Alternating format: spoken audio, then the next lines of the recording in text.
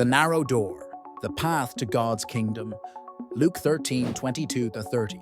As Jesus traveled, someone asked him, "Lord, will only a few be saved?" He responded by saying, "Strive to enter through the narrow door, for many will try and will not be able." He warned that once the master of the house closes the door, those left outside will knock and plead to enter, but he will say, "I do not know you." They will argue, "We ate and drank in your presence, and you taught in our streets." But the master will reply, "Depart from me, you workers of iniquity."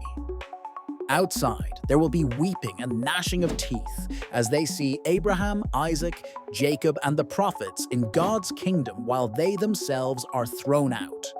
Jesus concluded that many who are first will be last, and the last will be first. What this meant in Jesus' time. In Jesus' time, Jewish religious leaders believed that being descendants of Abraham guaranteed them a place in God's kingdom. They followed traditions and rituals, but often ignored the heart of God's law, righteousness, and obedience. Jesus shattered this false security, saying that many who think they belong will be rejected because they are the workers of iniquity, lawlessness. The narrow door refers to true obedience to God's commandments and faith in Yeshua, Jesus, the Messiah. Many of the religious leaders claimed to know God, but rejected his son, just as people today claim Christianity while rejecting God's laws. Jesus also hinted that Gentiles, non-Jews, who accepted the truth would enter the kingdom, while many Jews who ignored the call would be left outside. The narrow door and today's world. Today, many people believe they are saved just because they believe in God or call themselves Christians. But Jesus made it clear, just knowing about him is not enough.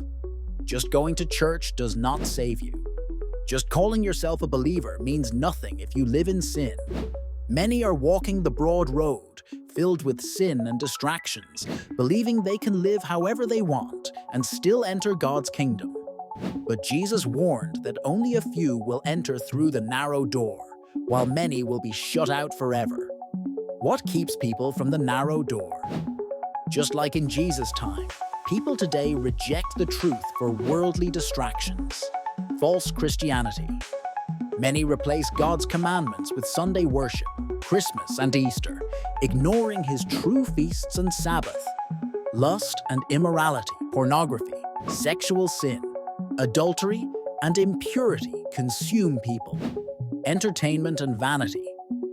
TV, social media, celebrity worship, and self-obsession take priority over God. Drunkenness and addiction, alcohol, drugs, and reckless partying lead to destruction. Greed and materialism, the pursuit of wealth, replaces devotion to God. Pride and rebellion. Many refuse correction, choosing sin over obedience. The workers of iniquity are those who claim faith, but refuse to obey God. They say, "Lord, Lord," but Jesus will shut the door on them because they chose sin over righteousness. The door will close forever. The scariest part of this parable is that once the door is shut, it will never open again.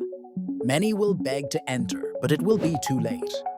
The people outside will see the faithful ones rejoicing in the kingdom, while they suffer in weeping and gnashing of teeth, a state of regret and eternal separation from God. God is calling people now, but soon judgment will come. The door to salvation is open today, but one day it will close forever. How to enter the narrow door? Repent and turn away from sin. Stop following the broad road of destruction. Obey God's commandments. Keep the Sabbath, feasts, and his laws, rejecting false traditions. Follow Jesus, Yeshua, in truth, not just in words, but in action. Live righteously, choose holiness over worldly pleasures. Reject distractions and temptations. Do not let sin, pride, or comfort keep you from entering. Jesus' warning is clear. Many will try to enter but will fail because they refuse to change. The question is, will you be among the few who enter, or will you be left outside?